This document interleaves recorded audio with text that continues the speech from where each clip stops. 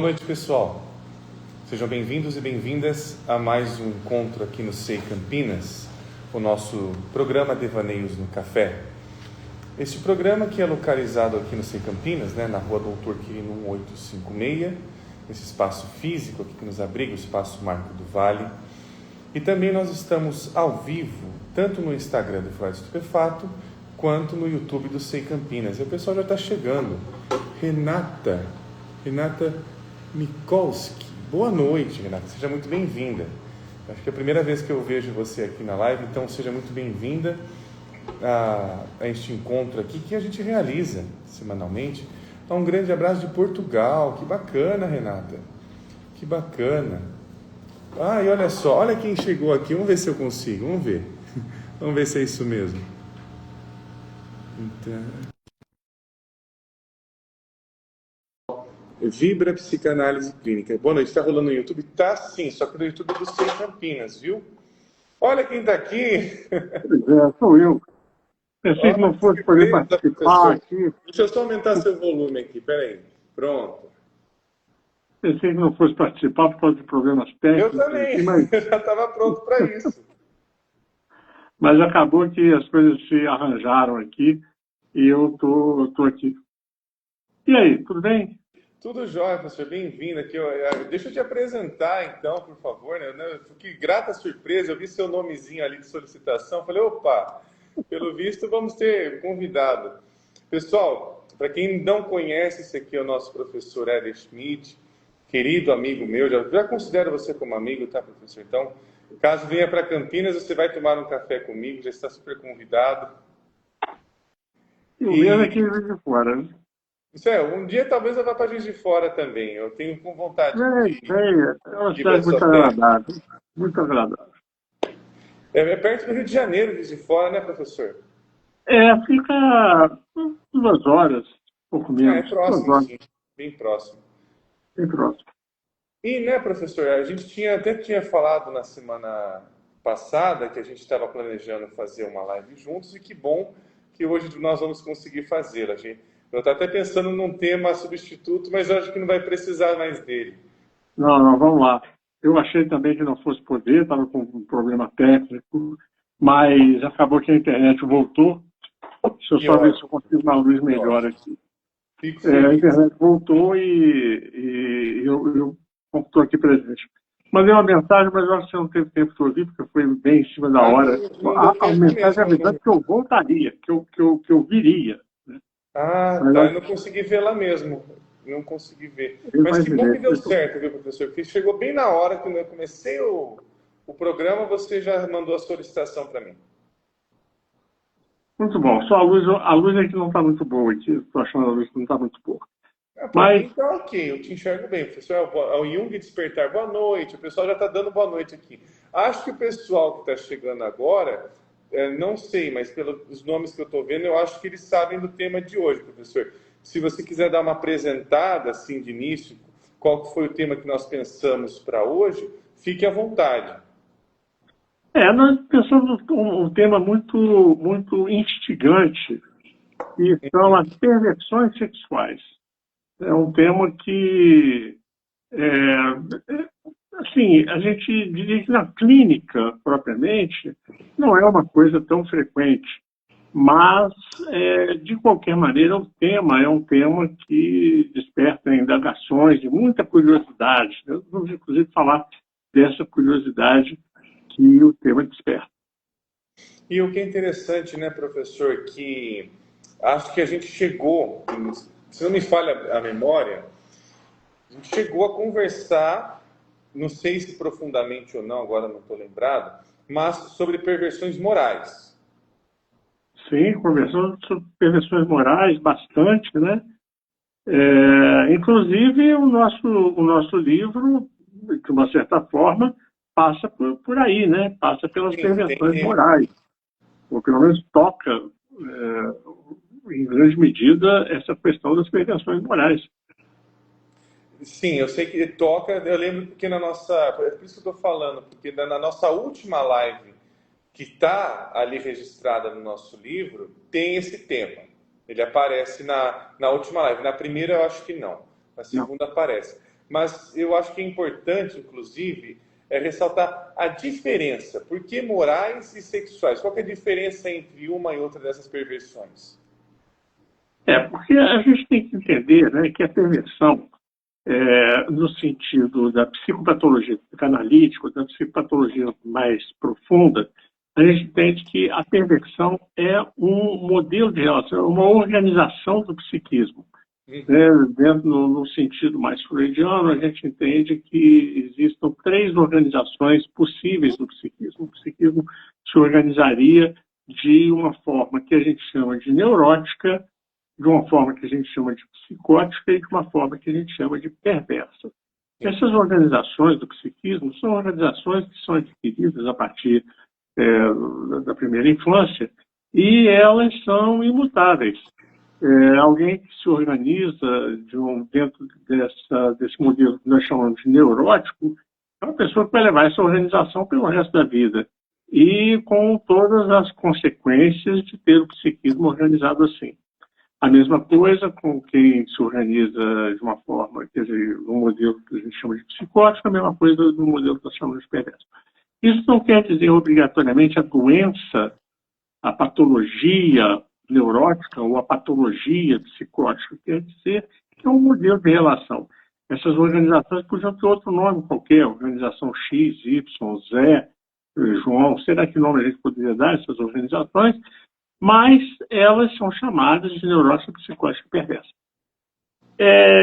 E também não é tão aleatório assim, porque a gente entende que quando essa desorganização, por exemplo, a desorganização neurótica, quando ela se desestabiliza, né, quando essa organização se desorganiza, o que vai surgir vai ser uma patologia neurótica. Na organização psicótica, uma vez que essa organização se desestabilize, uma vez que haja uma desorganização desse psiquismo, o que vai surgir vai ser uma patologia psicótica.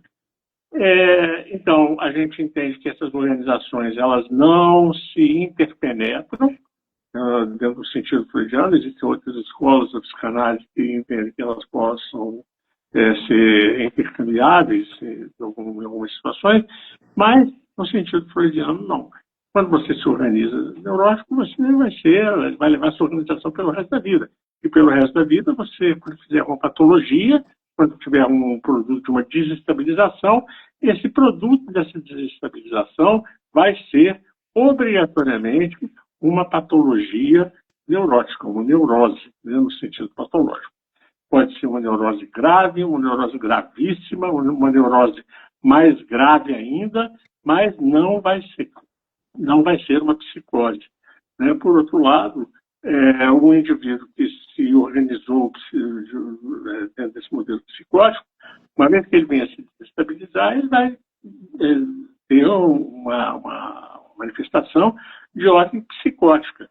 E quando ele vier a ser tratado, ficar muito bem, ele vai ser um psicótico muito bem tratado, mas não vai ser um neurótico, porque, como eu falei, essas organizações são estáveis, não são intercambiáveis. Sim. Existe uma terceira organização, que é a organização perversa. Essa organização perversa, ela pode aparecer, o mesmo modelo de organização pode aparecer na esfera sexual, estritamente, e aí nós vamos ter as perversões sexuais, mas pode aparecer na esfera dos relacionamentos interpessoais. Aí, então, a gente vai ter uma perversão que não vai ser sexual. A prática sexual, né, dessas pessoas vai ser uma prática comum, uma prática ortodoxa, normal, natural. Não vamos chamar de normal, mas vamos dizer comum, né? A prática usual, né, por mais variável que seja. Mas, de qualquer maneira, esse lado perverso vai estar colocado, vai aparecer nos relacionamentos interpessoais. Então, não vai ser uma perversão sexual, vai ser uma perversão dos vínculos, vai ser uma perversão da interação, né? O que a gente chama, então, de perversão moral.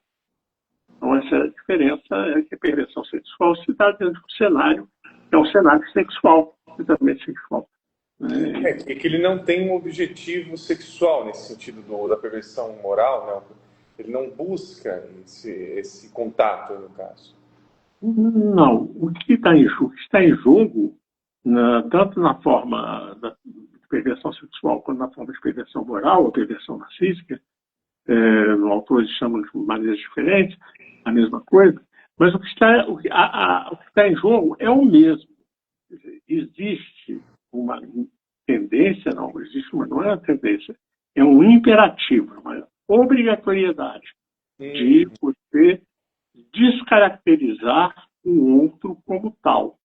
Você descaracterizar o outro como uma figura autônoma, uma figura portadora de um desejo que vai negociar esse desejo, que vai levar esse desejo para a relação e participar com esse desejo da relação, junto com o relacionamento junto com o desejo de um outro, ou seja, essa negociação. Isso aí é o que é próprio de uma condição de alteridade, né? Onde existe um eu e um outro, existe um e um outro, né? E é o nosso modelo de relação. Eu falei que existem organizações, uma organização chamada neurótica, que quando desestabiliza dá origem à patologia neurótica, e essa é a organização de, vamos colocar assim, quase todo mundo. Né? Quase todo mundo tem uma organização, que é uma organização dentro do que a gente chama de organização neurótica. Existem algumas pessoas, no percentual pequeno, a gente pode dizer assim, que se organizaram de uma maneira, dentro de um modelo psicótico, né? Mas percentualmente é um grupo muito pequeno em relação aos outros que são organizados dessa forma neurótica. E existe uma parcela, vamos dizer até menor ainda, né, que são os perversos sexuais, os perversos de uma forma geral. Em que implica essa diferença? O que implica essa diferença é que os relacionamentos sociais, a relação com a cultura, que as habilidades sociais, que as expectativas de progresso de um grupo, as expectativas de organização de um grupo, todas elas partem de uma noção de alteridade. Todas elas obedecem a essa realidade de que existe um e existe outro. Né? Isso é fundamental para que as pessoas se relacionem de uma forma que possa ser produtiva, seja no sentido afetivo, seja no sentido mesmo de desempenho daquele grupo, seja no que for. Né? Então, o que nos organiza enquanto sociedade, o que nos agrupa enquanto cultura, tudo mais, isso depende da manutenção da consciência, né, e a manutenção dessa noção de alteridade. Existe eu e existe um outro. Isso é algo que se perde quando você lida com uma organização psicótica, porque a organização psicótica ela não chega a formular a alteridade, ela não chega a alcançar essa condição de que existe um e existe outro. Né? Tudo é um vasto eu. Né? Tudo é um vasto eu. Então, o fenômeno psicótico, a patologia psicótica, as síndromes psicóticas, de uma forma mais clássica, delírios e alucinações, né, elas, se vocês forem olhar rápido, já mostra que não existe ali uma noção de alteridade. O que eu temo, o que eu penso, o que me incomoda, o que me assombra, não é visto como estando em mim, né, está fora de mim. Então, eu ouço coisas que são coisas minhas, mas eu não suponho que sejam coisas minhas. Eu tenho certeza absoluta que são coisas de fora. Eu suponho coisas que estão prestes a acontecer, mas entendo que essas coisas, certamente, com absoluta certeza, elas estão ocorrendo fora de mim, porque não existe essa noção de alteridade. Como eu falei, tudo é um vasto eu. Né? Então, a gente pode imaginar que fica difícil que uma sociedade, que um grupo se organize dessa maneira. Que um grupo se organize quando não há esse limite entre o eu e o outro, quando não há essa ideia de que o outro tem uma vida própria e vai contribuir com esse seu conteúdo para o que ocorre com aquele grupo, que vai contribuir com o seu conteúdo para aquela cultura, para as circulações que existem naquela cultura. Então, a gente entende que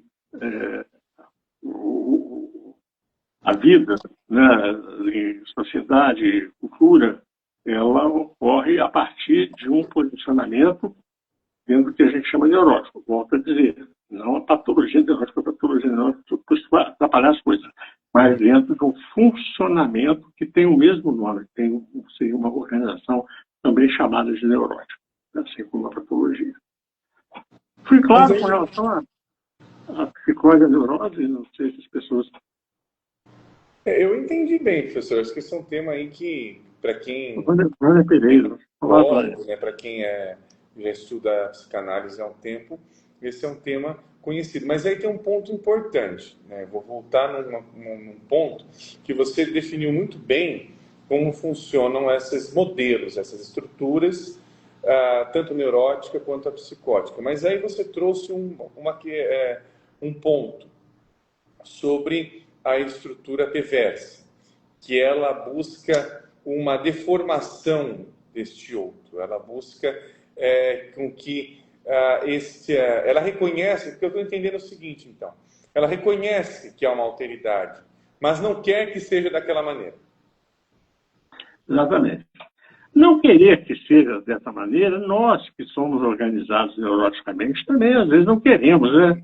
Não queremos. Eu queria que fosse diferente, eu queria que o outro fosse diferente, agisse diferente comigo, sei lá, fizesse concessões, ou fizesse, enfim, eu gostaria que o outro não fosse diferente. Porém, uma vez que eu me organizei dessa maneira, não tem mais jeito. Eu posso até brincar que o outro não existe através do sintoma neurótico, eu posso até me iludir que o outro não existe através do sintoma neurótico, mas no fundo, eu sei que eu sou eu e o outro é o outro.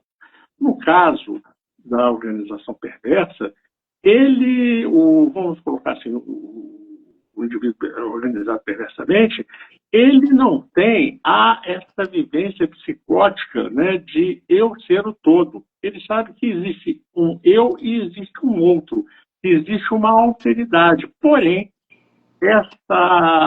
essa condição definitiva dessa alteridade é justamente aquilo que ele desafia. Então, ele está o tempo todo desmentindo essa alteridade. Então, o tempo todo dizendo, tem uma diferença, mas a gente vai reverter isso, a gente vai revogar isso, a gente vai voltar atrás nisso. Né? Então, essa é a diferença para o indivíduo organizado neuroticamente. Você não tem jeito, você é o outro, gostaria que fosse diferente, mas fazer o quê? Né? Posso até fazer um sintoma, mas eu acho que é diferente. E é diferente do indivíduo psicótico também, porque esse sequer reconheceu a alteridade. Né? No caso do perverso, não, o perverso reconhece a alteridade e tenta, e justamente todo o mecanismo perverso opera no sentido de desmentir essa alteridade. Aí, então, vem o funcionamento perverso, o mecanismo perverso. Quando a gente fala... Professor, porque eu acho que esse é um ponto interessante. Estou falando aqui sem parar. A encaminhar para o lado, né, da perversão sexual. Assim, agora vem esse pensamento, não queria perdê-lo aqui, porque você está colocando algo importante. Essa ideia, então, que hoje há muito de buscar fatos, isso é um fato, isso tudo mais, é uma contribuição dessa maneira de desmentir esse outro? Porque se eu coloco que alguma coisa é um fato, claro que a gente entende que há subjetividade ali, mas sempre se prende a esse fato. a acontecimentos que são daquela maneira. Por exemplo, não a você foi uma pessoa ruim comigo porque aconteceu isso e aquilo, e não tem nada que desminta este fato. Até mesmo temporal, mesmo que as coisas mudaram, isso aconteceu, sei lá, 15 anos atrás. Mas mudou. Agora já não são mais 15 anos atrás. A pessoa que, sei lá, ela está dizendo que a abandonou e tudo mais, hoje mudou. Mas ela não enxerga isso e coloca sempre naquele fato. Então, essa ideia de fato, ela contribui para esse tipo de olhar de desmentir esse outro, essa alteridade? Não, eu acho que essa provocação vem muito mais como um lamento dentro da organização neurótica, como eu estava dizendo, né? O outro, por ser outro, ele me impõe coisas que me abalam de uma forma, às vezes positiva, às vezes negativa, e quando são negativas, eu gostaria que elas não tivessem existido, ou eu gostaria, talvez, de transformá-la. Olha, isso que você fez me abalou, mas acontece que foi por causa disso. Então, eu já estou tentando racionalizar, desviar um pouco, diminuir um pouco o impacto disso tudo, mas sempre dentro da noção de que foi um outro que fez. Entende? A gente não cairia, né, numa situação radicalmente diferente, onde eu entenderia que foi um outro que fez, porque ele está dentro de um complô e que estão mandando sinais e dizendo coisas quando eu passo na rua e tal, não sei o que nesse sentido. No caso, o desmentido do perverso, eu acho que a gente coloca bem, né, lá no nosso livro, eu acho que o desmentido do perverso a linha do perverso moral, né, aparece muito sob forma de exigir, obrigar um outro a participar de um relacionamento onde a alteridade não conta. Né? Você vai estar aqui, mas é como se não estivesse. Eu vou dar um exemplo de definição, né? de definição, de depoimentos de perversos sexuais necrófilos, perversos sexuais necrofílicos, né? Aqueles perversos sexuais que têm relações com cadáveres. Então, eu já li mais um dizendo o seguinte: o que me interessa ali é lembrar que aquele corpo teve vida até pouco tempo. Então, hoje é um outro que não tem mais vida. Ou seja, a alteridade ali é desmentida. Né? Havia um outro, mas agora esse outro, essa alteridade não conta mais. Tem ali alguém, né? O senhor fulano de tal, CPF tal, a senhora fulano de tal, CPF tal, né? Mas essa está desvitalizada, ela não tem mais como manifestar a alteridade. A alteridade dela foi revogada, eu posso desmentir que houve uma alteridade ali. Então, nesse sentido, o perverso sexual necrofílico, né, o necrófilo, ele afirma esse desmentido dessa maneira. Aqui tinha uma pessoa, mas não tem mais. Tinha um outro, mas não tem mais. Né? Havia uma alteridade, mas essa alteridade foi revogada, foi desmentida. Né? Então, eu acho que esse é o exemplo. Isso está no centro, né, de todas as práticas perversas sexuais. Está aqui a questão da necrofilia, porque na necrofilia isso fica muito claro. Né? Como fica muito claro também na pedofilia, né, na perversão sexual pedofílica, onde tem um outro ali, mas esse outro não tem condições de fazer escolhas. Né? Então é um outro destituído de sua alteridade. Né? É uma alteridade desmentida. Né? Porque aquele outro está ali participando de um cenário sexual, mas ele não tem nenhuma participação naquilo, ele não tem como participar daquele cenário. Né? Então a gente esse seria um outro exemplo mais claro. Mas eu volto a dizer, isso está no centro de todos os cenários perversos sexuais. Né? Seja exibicionismo, voyeurismo, seja sadismo, masoquismo, fetichismo, onde for. Né? O que for um cenário perverso sexual, vai haver isso. Vai haver um outro destituído de sua alteridade.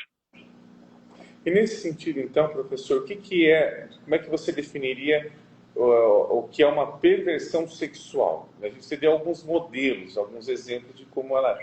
Mas o que é a definição? Para a gente entender um pouco melhor. Porque, assim, muitas dúvidas que podem ocorrer em relação a isso, que eu imagino, puxa, mas se eu querer fazer alguma coisa em público, então eu sou perverso e tudo mais. Claro que isso é uma pergunta já neurótica, obviamente. Mas, exatamente para que a gente consiga ver qual que é, digamos assim, a casinha de cada um. Essa aqui é a casinha do neurótico, essa aqui é a casinha do perverso. Sim. O que acontece, né, é que a perversão sexual, como eu estou dizendo, né, a gente tem uma linha de evolução na relação com o outro, onde a gente parte de um momento em que esse outro não é reconhecido, para o segundo momento, onde esse outro é reconhecido, porém, ele não é visto como definitivo, essa alteridade é reconhecida, não é vista como definitiva, e um terceiro momento, onde essa alteridade está posta de forma definitiva e irrevogável. Tá? Então, nós passamos por esses três momentos. O que nos faz evoluir, né, de um momento para outro?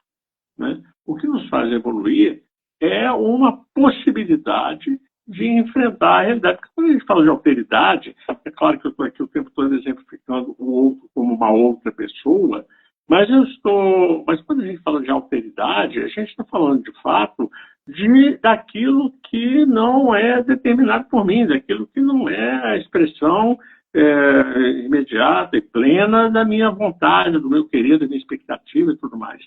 Né? Então, a realidade vive nos impondo, nos impactando com uma diferença entre aquilo que a gente quer e aquilo que efetivamente ocorre. Bom, é claro que isso vai surgir para a criança, obviamente desde o primeiro momento, mas desde o primeiro momento essa criança está sendo protegida do impacto dessa realidade e vai sendo cada vez menos protegida na medida em que quem cuida dela intui que ela possa suportar essa realidade. Mas, então, normalmente a gente chega lá nesse terceiro momento, né, dessa relação com a realidade. Como eu falei, a gente fala, não tem outro, mas a gente lida com isso, né? Vamos lidar com isso, vamos tocar para frente, porque assim que não tem jeito. Mas, se o impacto dessa realidade é algo insuportável, eu não tenho como enfrentá-la. Eu vou ter que usar um mecanismo radical, uma resposta radical a essa realidade, no sentido de que ela não exista. Não existe nada que seja além de mim. Não é o que a gente vê nos autores da escola inglesa, né? A questão da satisfação alucinatória, não só Freud também, né? A questão das satisfações alucinatórias, que na medida em que a criança não suporta o impacto, né, da realidade, ela cria uma condição de satisfação, que é uma condição puramente do mundo interno dela, e vai se manter ali. Mas se ela evoluir um pouco, ela vai chegar a um estágio, né, em que está certo, o outro existe. Mas se eu não aguento, se eu não suporto o impacto dessa alteridade, volto a dizer, não apenas o outro, uma outra pessoa, mas tudo que não sou eu que incide, né, sobre mim, que me impacta, que me frustra, que me ameaça, né? Bom, vamos dar um jeito nisso, vamos criar uma maneira de desmentir que essa alteridade exista de uma vez por todas. Se a gente passa desse estado, então tá bem, pode deixar, eu seguro minha onda aqui, deixa bem a realidade, a gente chega no terceiro momento, que vai ser essa organização, como eu chamei, né, que é a organização neurótica, como a gente chama de organização neurótica, que é aquela que vai permitir, como eu falei também, a organização, as organizações, né, sociais e as vinculações pela cultura e coisas do gênero. Alguém, né, uma criança, que entende que essa realidade existe, mas a gente não precisa se submeter a essa existência, então essa criança vai criar mecanismos para lidar com isso. O mecanismo para lidar com isso, quer dizer, o que a gente vê? Né? A gente vê Mas antes eu vou falar uma coisa que você falou. Realmente, a gente não pode fazer um diagnóstico de perversão a partir da observação externa de uma prática.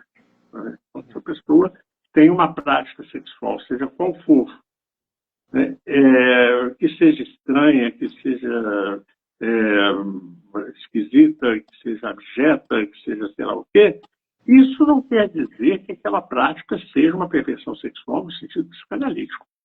Né? Isso não quer dizer, porque o que vai definir que há uma perversão sexual no sentido da psicopatologia junguiana vai ser a existência de uma organização nesse sentido. Aquilo que está acontecendo não é algo que faz parte aí de uma sexualidade comum, de uma vida sexual comum. Né? Você me desculpa, eu estou falando aqui direto, se eu estiver falando demais, não, por favor, me interrompa. Um grande corte, se alguém quiser fazer alguma pergunta também, né? Eu estou falando aqui direto. Grande corte. Uma pergunta, o pessoal usa o campo do comentário aqui, que daqui a pouco a gente vai ler as perguntas ou comentários que surgirem. Isso. Perguntas sempre ajudam, né? Porque perguntas sempre dirigem a gente. Uhum. Então, a gente tem que lembrar que um texto muito importante da psicanálise, Freud, né, para quem não é da área, Freud lançou uma obra chamada Três Ensaios sobre uma Teoria Sexual, em 1905, e o primeiro desses ensaios chamava As Aberrações Sexuais, onde ele, então, ia contestar as ideias sobre perversão sexual que existiam antes, que eram calcadas na ideia da degeneração. Então, indivíduos perversos sexuais eram indivíduos portadores de alguma degeneração e que eram degenerados, eram diferentes das outras pessoas. Eram pessoas diferentes das outras pessoas, vamos dizer, diferentes do ponto de vista neurológico, né? Degenerações que nunca foram encontradas, né, mas que eram afirmadas como existentes e que determinavam aí uma diferença. Tem os perversos e tem as outras pessoas. Então, nesse artigo, nesse texto, né, nesse primeiro ensaio, que chama As Aberrações Sexuais, Freud fala, não tem nada disso, de degeneração desses indivíduos serem degenerados, porque aquilo que eles virem na perversão são coisas que fazem parte do ato sexual normal, do ato sexual comum. Né? Então, se existe uma perversão exibicionista, o exibicionismo faz parte, né? O prazer exibicionista faz parte do ato sexual comum. Uhum. Se existe uma perversão voyeurista, o ato sexual comum tem, né? O prazer voyeurista também faz parte desse ato sexual. E ele vai falando, né? Mostrando que não cabe a ideia de degeneração, porque aquilo que o perverso sexual apresenta está presente também na vida sexual das pessoas comuns. Né? Então, ele no caso, ele vai... Só um parênteses, né, professor, mas eu acho que essa ideia da degenerescência, ela tem como base muito uma questão mais moral, tentando se galgar numa posição até fisiológica para se considerar cientificista, porém, o que acaba acontecendo é que ela tenta se apoiar numa ideia que é basicamente moral. É só moral. Exatamente. E aí vem a grande questão, voltando ao que você falou antes, que eu comecei a falar. A gente não pode fazer um diagnóstico de perversão sexual observando apenas a prática sexual, porque esse diagnóstico seria moral. Seria um diagnóstico moral. Isso está errado, né? A vida sexual não é assim. Existe uma vida sexual certa e existe uma vida sexual errada. Ou seja, uma coisa que é moral, né? Então, o que a gente diz é o seguinte: não é a parte externa, não é alguma coisa que possa cair no campo da moralidade, é um modelo de funcionamento. É um modelo de funcionamento. Então, se uma prática voyeurista ela existe, né, numa pessoa, não quer dizer que essa pessoa seja um perverso sexual voyeurista. Vai ser perverso sexual voyeurista se essa prática tiver como fundamento, como determinante, o desmentido da alteridade. For colocado num cenário onde esse cenário ele é composto de maneira a que a alteridade óbvia, que anda por aí, essa alteridade seja revogada naquele contexto. Então, o perverso sexual, ele não é um perverso sexual 24 horas por dia, 365 dias por ano. Ele não é. Né? Ele não é. Em determinados momentos em que ele está mais impactado pela realidade, às vezes com uma frequência maior, às vezes com uma frequência menor, ele vai e cria uma situação específica, né? Que a gente chama de cenário perverso. Uma situação específica, uma mise-en-scène, onde, então, é construída no sentido de desmentir essa alteridade. Se existe essa prática atrelada ao que a gente pode chamar de cenário perverso, então a gente vai falar de perversão sexual. Se essa prática existe, mas não tem a finalidade de revogar essa alteridade, de desmentir essa alteridade, então não, então é uma prática. Você pode considerar boa, ruim, feia, bonita, ou qualquer outra coisa moral, mas, né, você pode, inclusive, criminalizar, se for o caso, né? Mas que você não vai chamar, psicopatologicamente, de uma perversão sexual. Existe uma diferença entre perversão e perversidade, né? Tem coisas que são coisas do campo da perversidade, né? São maldades, são imoralidades, né? Moral, coisas que são do campo da perversidade, mas não, do ponto de vista psicanalítico, não dentro do campo da perversão, né? A gente tem que fazer essa distinção. E aí eu acho que cabe uma pergunta, né, professor? Dentro dessa organização perversa, tanto, não sei se cabe nas duas formas, tanto na moral quanto na sexual, mas há ali o intuito de anulação da alteridade. De anulação, né? Não é um sentido de uma negociação, nada do tipo, porque eu ganho essa negociação. É uma anulação mesmo. Mas, não sei se cabe essa pergunta, porque talvez ela seja muito redutiva, mas há um objetivo em relação a essa anulação. Há uma tentativa, há um projeto, eu imagino. Qual é este projeto em anular esta alteridade? Se o que impacta, né, e o que assombra, o que assusta, o que apavora essa alteridade, o projeto, né, é o de ter a garantia, falsa evidentemente, mas de ter a garantia de que você pode fazer isso voltar atrás. O que é insuportável? Insuportável é saber que o outro é outro. Né? A frase clássica, né? O inferno são os outros. Né? Porque aí eu acho que entra, né, professor, que você estava comentando. o que é o que você mesmo disse, né, que eu achei brilhante, que a alteridade é algo que funciona, mas não a partir de mim. Não tem a ver comigo e pode me afetar por conta disso e tudo mais. Então, uma tentativa de anular esta alteridade seria uma tentativa também, de alguma forma, de controle? Tem a ver com isso? Tem a ver com isso, sim, né, de controle, porque justamente a alteridade é descontrolada.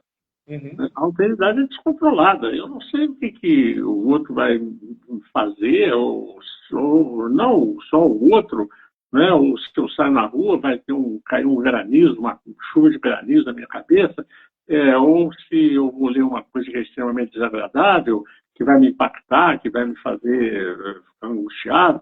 Quer dizer, a alteridade ela é descontrolada.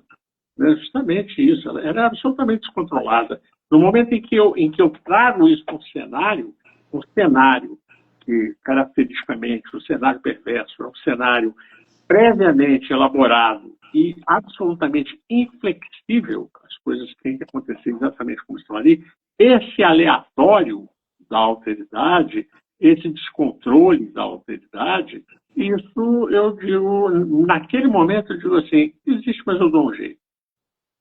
Eu tenho como dar um jeito. Então é hora de controlar, sim, porque você vai voltar atrás, você vai ficar livre, vamos dizer assim, né? Justamente desse descontrole que a autoridade implica. Senhor, eu vou complicar um pouco a nossa vida agora. Eu vou complicar a nossa vida com uma pequena frase, que eu gostei desse ponto que você trouxe. Tem uma colocação do Byung-Chul Han, aquele filósofo coreano, que ele diz o seguinte, que o erótico está no diferente, ou seja, está na alteridade. O elemento erótico está no diferente. Nesse sentido, esta busca em relação até do perverso, em relação até ao próprio campo da sexualidade, tem erótico ali ou é outra coisa? Não tem erótico, inclusive no sentido freudiano, né, do erótico, né, do eros, né, da pulsão de vida, né, que é a pulsão que para transformar, né, tem que se ligar, né, ligar para transformar. Então tem erótico aí. Né? Agora, a prática perversa, o cenário perverso, é um cenário também onde essa questão erótica propriamente não faz parte. Faz parte de uma descarga sexual, Olha que interessante. Uma ejaculação. Há uma ejaculação. Mas dizer que ali é uma coisa erótica, não, isso é coisa erótica do neurótico, né? O neurótico que vai criar, vai ter por exemplo, né, um voyeurismo, ele vai imaginar cenas, tal, vai ter um fetichismo que vai criar nele uma sensação tal ou qual, né? Mas erótico, aí eu estou falando não no sentido freudiano, de uma forma geral, mas isso não faz parte do cenário perverso, não. Né? Não faz parte. Faz parte, sim, a expectativa de todo cenário perverso termina numa ejaculação. Você está fazendo uma diferença fantástica. Você está colocando ali que essa descarga sexual é diferente do erótico. Então, porque aí a gente pode. Aí que eu acho que é o ponto ali. Então, peraí. Então, se nós estamos falando sobre essa perversão sexual, não estamos então falando exatamente de um conteúdo erótico, no caso. Nós estamos falando de prazer. Não estamos, nós estamos falando de prazer. Primeiro, porque ali não é uma questão de prazer. O perverso sexual não está procurando prazer, ele está procurando montar um cenário ao qual ele está obrigado. Né? Então, existe ali um imperativo, ele tem que agir, tem que estar obrigado a esse agir perverso. Então, ele não é aquela coisa que vai buscar isso. Aí não é sobre prazer, é sobre domínio.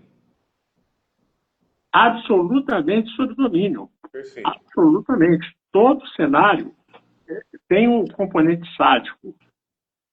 É claro, existe a perversão sexual sádica, né? Onde o o móvel ali é provocar a dor, provocar eventualmente a morte, né, do objeto, né? Existe, mas tirando levando esse sadismo para outro lado, para a questão do controle, né, sadismo como expressão de um controle do objeto, todo cenário perverso implica um sadismo, porque o outro que está ali, ele está absolutamente controlado. Ele não é uma pessoa, ele não é um parceiro, ele é um utensílio. Ele é um utensílio. Ele está ali fazendo parte de um cenário. Agora, é importante que seja uma pessoa, porque todos os cenários, à exceção do fetichismo, todos os outros cenários, de todos eles participam uma pessoa. É importante que participe essa pessoa, porque essa pessoa, esse é o outro que vai deixar de ser outro. Né? Esse é o outro que vai deixar de ser outro. Então, no caso, você... O que eu estava dizendo assim, né? Todo cenário perverso tem um componente sádico no sentido de que existe algo ali que está absolutamente sob controle. Né? Sadismo como pulsão de domínio. Né? Existe algo que está ali absolutamente sob controle. Isso faz parte de todos os cenários, inclusive do cenário masoquista. Né? Inclusive o cenário masoquista, que quem faz parte do cenário, quem participa do cenário masoquista, está sadicamente controlado. Está absolutamente controlado. Né? Está sob efeito sob ação de uma pulsão de domínio. Né? Que seria o sadismo. Né? O tempo foi formulado assim. Então a gente... Eu acho que aí, professor, eu vou só tentar fazer uma diferença, que eu acho que ela é importante, porque eu acho que são dois cenários aí para a gente conseguir enxergar. Por exemplo, se está ali, né, num acordo, né, uma pessoa vai lá, bate na outra e tudo mais, há alteridade, há uma negociação ali. Quando uma fala, olha, eu quero que você me bata, por exemplo, há ali essa negociação, há uma diversidade em relação à prática sexual, mas ela tem dois envolvidos. Os dois estão ali conversando, né? Mas tem um ponto que até foi não vou lembrar essa pesquisa qual que foi, mas foi uma pesquisa, acho que antropológica ou histórica, que foram relatos, né, de pessoas que foram apreendidas pelo exército nazista na época da Segunda Guerra Mundial. E o que acontecia? Acontecia muito de soldados, quando apreendiam ali, independente de quem fosse a pessoa, se fosse homem, fosse mulher, fosse criança, fosse o que for. Ali havia muito de um sentido de alguns soldados pegavam, e era uma prática até habitual, de que obrigava os reféns, antes deles serem levados ali para o campo de concentração, para praticarem sexo oral com esses soldados. Eles obrigavam essa pessoa. Acho que aí é um ponto aonde a gente começa a conseguir fazer essa diferenciação da onde existe esse prazer e que ele tem uma mutualidade e aonde ali é puro domínio e que não tem esse prazer, não tem ligação com isso. É simplesmente uma busca de subjugar e dominar o outro. Então, o que está em jogo ali não é o erótico do sexo oral. O que está ali é a perversão de domínio, a pulsão de domínio, é o cenário de dominação. Não é? Porque o sexo oral, sei lá, ele podia conseguir de alguma outra forma, por um outro modo, por um acordo. Não é? Então, assim, é claro que vamos imaginar um casal, comum, né, onde a pessoa pede durante a relação sexual, até combina antes, se for o caso, né? Sem graça, mas pede que haja a criação de uma dor qualquer, né? Se mordendo, apertando, sei lá, fazendo o quê. Mas, então, aí a gente não está falando de um cenário, né? Está falando de uma troca. Você topa. Envolve a fantasia aí, no caso. Envolve a fantasia. Sim, e aí você tocou uma palavra que eu acho que é fundamental na questão da perversão. Né? O perverso não fantasia, o perverso faz. O neurótico fantasia, o perverso faz. Né? Então, no cenário perverso sexual masoquista, A pessoa que é contratada, né, ela vai fazer o seguinte, ela vai chegar e vai dizer para ela, você é um porco e você vai ter que lamber a minha bota que eu acabei de pisar no popô do cachorro. Aí tá. Então tá bem. Você é um porco e você vai ter que lamber a minha bota que eu acabei de pisar no popô do cachorro. Aí tá. Então a coisa está só desse jeito. Aí vamos imaginar que a pessoa fala assim, você vai ter que lamber a minha bota que eu pisei no popô do cachorro porque você é um porco. Pronto, acabou. Estragou o cenário. Estragou o cenário, vai embora, pega seu dinheiro, some daqui. Né? Nunca mais se procura para fazer essa briga. Porque a pessoa... Esse segundo cenário literaliza, né? Tira esse campo da fantasia. Tira o campo da fantasia, mas no momento em que a pessoa ela troca, fala a mesma frase no sentido trocado, no sentido que não muda nada, no sentido de sentido propriamente, mas no momento que ela colocou um item que é dela. Entende? Porque não foi assim que a gente combinou. Que eu mandei você fazer. Sim. Porque se ela fala, né, você é um porco e por isso você vai, ou você vai porque você é um porco, isso muda tudo. Isso estraga o cenário, desarticula o cenário. Porque esse outro deixou de ser um mero utensílio, né, como eu chamei, e colocou alguma coisa externa à imposição, à determinação daquele perverso. Então, não adianta. Eu sempre cito um exemplo, existe um caso na literatura que chama o Sr. M, né? Que era um masoquista, um perverso sexual masoquista, com cenários violentíssimos, coisas tipo assim de chumbo derretido no umbigo, coisa de cortar o quinto dedo do pé e passar uma lima, dessas limas de aço, né, no osso. Eram coisas assim bárbaras que eram feitas e que ele descrevia com muito orgulho, que eram feitas com ele. Pois bem, esse homem, ele era um funcionário para uma companhia elétrica lá na França. Quer dizer, não tinha nenhum masoquismo moral, né? Não tinha masoquismo moral, não tinha apenas masoquismo perverso. E então ele relatou que ele estava indo para casa um dia e foi assaltado, e o assaltante tentou bater nele. Né? Claro, o perverso masoquista, ele quer bater em mim. Não, nada disso. Ele bateu no assaltante, porque ele não mandou o assaltante bater nele. Uhum. Então, aquilo não se encaixou no cenário. Aquilo não era um cenário perverso. Uhum. Né? Então, ele não tem um masoquismo porque qualquer coisa que me fizerem, eu vou achar bom, de ruim eu vou achar bom. Não, apenas o que eu determinar que seja feito. Tem um contexto. Porque se esse outro toma uma atitude, esse outro está levando um elemento que é um elemento alter, que é um elemento de outro. Né? Não é ele. Enfim, então não serve. Não estragou o cenário todo.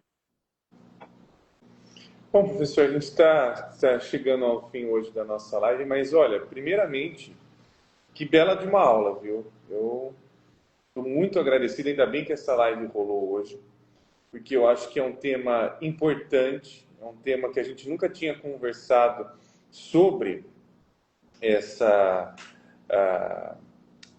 profundidade até então. A gente falou sobre o perverso moral, a gente tinha falado sobre várias coisas, mas eu acho que para esse campo, até porque, se você quiser poder falar um pouquinho mais sobre isso, a partir, inclusive, da sua prática, né, professor? Como você disse que é muito difícil esse tipo de caso ele entrar na clínica. E quais você vê que são as dificuldades para que esse tipo de caso entre na clínica? Claro que a gente tem várias, tem a questão da moral, enfim. Mas eu queria entender mais profundamente no sentido de, bom, a gente vê que o perverso está ali na questão de um domínio, muitas vezes, né? Não está buscando ali entrar em relação com as suas fantasias. Porém, a gente sabe muitas vezes que em determinados relacionamentos, a pessoa é direcionada, ela é encaminhada de alguma forma, vai fazer terapia e tudo mais e tal. Então, quais são, digamos assim, as dificuldades mais profundas em relação a esse engajamento com a clínica? Olha, assim, porque o que leva uma pessoa a procurar um tratamento não é procurar um terapeuta, não é procurar um consultório. Procurar um tratamento são basicamente questões neuróticas. Né? São basicamente questões neuróticas.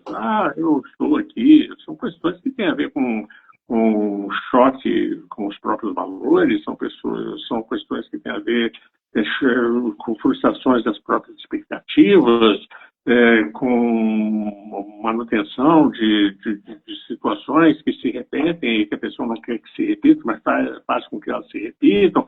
Enfim, são questões teóricas que a gente podia... E isso não pesa para o perverso. Se você chegar para um perverso e falar assim, olha aqui, você está ali se exibindo para senhoras que saem da igreja, por que você faz isso? Fala, não, eu faço isso porque eu tenho uma perversão sexual chamada exibicionismo e por isso que eu faço. Bom, mas é uma doença? É uma doença, sim. É uma doença, sim. É sim. Eu já li sobre isso, vou te dar alguma coisa para você ler a respeito. Quer dizer, ele sabe. Então, por que você não vai se tratar? Para quê? Para que eu não me tratar? Eu estou muito bem com isso. Né? Quer dizer, aí tem uma diferença, professor. Ele não está buscando uma relação com essas questões, ele está buscando uma justificativa. É uma coisa mais do campo racional. Não, na verdade, ele não está buscando nenhuma justificativa. Ele está dizendo o seguinte, olha, eu tenho isso aí, mas eu não estou nem aí para isso. Eu não tenho nenhuma ansiedade. Porque né, a pessoa chega no consultório, fala um monte de coisa, depois de 3, 4 sessões, fala, peraí, mas eu não queria falar uma coisa aqui que eu tenho uma vergonha grande de falar. Sabe o que é? É que às vezes, na minha relação sexual, eu faço isso, peço aquilo, tá lá. Bom, aí você vê que a pessoa está incomodada com aquilo para ela, né? O perverso não está nem aí. Tem sim, é perversão sexual, sim. Pronto, acabou, tá bem. Né? Tá.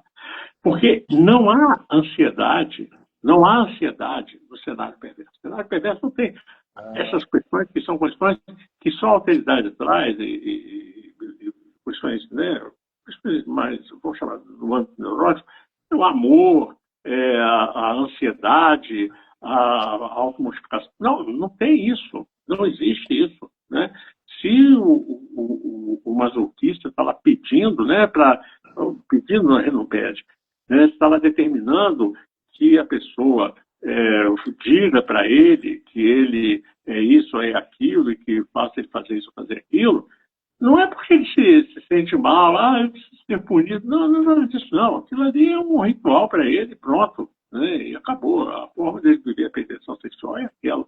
Né, então ele não vai procurar. Agora, se for, né, quando vai, ele vai para te perverter. Vai para te perverter no sentido de fazer com que você adote uma posição moral com relação a ele, na medida em que ele já sabe que o moralismo está fora das relações terapêuticas. Não cabe moralismo. Se você, por tentar abordar uma questão, uma clínica do ponto de vista moral, você vai ser conselheiro, não vai ser terapeuta. Né? Então, quer dizer, o que vai acontecer é que ele vai forçar a barra até você sair da sua posição de terapeuta e cair numa posição de pessoa, de cidadão comum. Aí ele vai embora. Então, já consigo destituição. O que busca é a destituição. Destituição, exatamente. Né? O triunfo sobre o outro. Isso é muito interessante, professor. Acho que perfeito. Eu agradeço muito a esse encontro fantástico. Acho que é necessário a gente estar falando sobre isso. Muitas das coisas elas podem se confundir, né? Mas que isso, que aquilo. Acho que você vai trazendo de uma maneira muito profunda essa necessidade de se ver como há essas diferenças ali de compreensão que não vai, a mesma coisa não vai para o mesmo lugar. É bem isso. E tem até alguns comentários aqui, professor, né? Olha só. O Morfeu dormir com alma. Aqui, obrigado. A Vânia, agradeço muito a presença da Vânia, uma pessoa muito querida. Laura, muito obrigado por estar assistindo. E aqui também tem um despertar. Nossa, muita gente, coisa boa. Mas eu queria saber, tem perguntas? Tem perguntas? Eu não vi nenhuma pergunta, professor. Acho que o pessoal teve bastante participação aqui de número de seguidores aqui ao vivo, mas não teve nenhuma pergunta hoje. Mas só tenho que te agradecer, professor. Uma baita de uma aula maravilhosa. Ainda bem que ela aconteceu. Fiquei muito feliz dela ter acontecido. Era um tema que eu já queria ter conversado contigo há bastante tempo. Que bom que agora a gente conseguiu esse momento aqui. A luz voltou. Pois é, rapaz, e quase que eu fiquei mesmo sem poder vir, cheguei a te avisar, né, assim, para quem não sabe, eu cheguei a ligar para o Rod 10 minutos antes, olha, eu estou sem a menor possibilidade técnica, não tem internet, não tem nada aqui para eu, mas depois voltou e aí eu liguei para ele, mandei uma mensagem de última hora, ele não viu, eu acabei aparecendo aqui, tipo penetra mesmo, aquele que aparece na festa, mas... Apareceu nos 40, no primeiro minuto do primeiro tempo. Foi isso. Olha, muito obrigado pela oportunidade de discutir minhas ideias. A gente sempre tem diálogos muito bons, eu sempre gosto muito do resultado das nossas conversas, das reflexões e das coisas que eu falo, você sempre me ajuda muito a encadear as coisas. Eu agradeço muito pelas nossas conversas, todas essas que a gente tem há anos e anos. Ah, senhor, eu que sou grato. A gente se conheceu, a gente nem se conhece ainda pessoalmente. Espero que isso mude logo. Mas eu sou muito grato a você. Você é uma pessoa extremamente querida por mim. Você é uma pessoa que já acompanha meu trabalho há muito tempo. Eu já acompanho o seu trabalho desde que eu comecei a ler seus escritos e me interessei muito por eles. Eles são fantásticos, eles tiram essa noção do comum, essa noção de olhar para as coisas de uma forma muito determinista, muito, inclusive, de buscar ali uma resposta pronta. A gente vai buscando caminhos juntos, esse caminho que a gente tem aí há anos mesmo. Talvez vai completar, acho que 5 anos ano que vem, talvez. Acho que já completa. Ou já completou, eu acho que a gente fez live em 2020, se não me engano. Mas eu tenho a agradecer, professor. O seu trabalho é maravilhoso. Essa live aqui foi mais uma live brilhante sua e sempre estará convidado para voltar, professor. Vamos pensar em mais temas aí para agora 2020. A gente vai conversando, nas conversas sempre aparece o tema, né? Sempre aparece o tema. 2026 nos acompanhará agora, professor. Sem dúvida. Vamos estar no sexto ano. E eu tenho a agradecer também ao pessoal que acompanha aqui a nossa live, que acompanhou ela ao vivo, que também estará assistindo ela gravada aí, tanto nos Spotify, tanto no YouTube. E mais uma vez agradeço a colaboração de todos e até uma próxima, pessoal. Até uma próxima, professor. Muito obrigado, viu? Até uma próxima. Muito obrigado. Até. Tchau, tchau. Tá.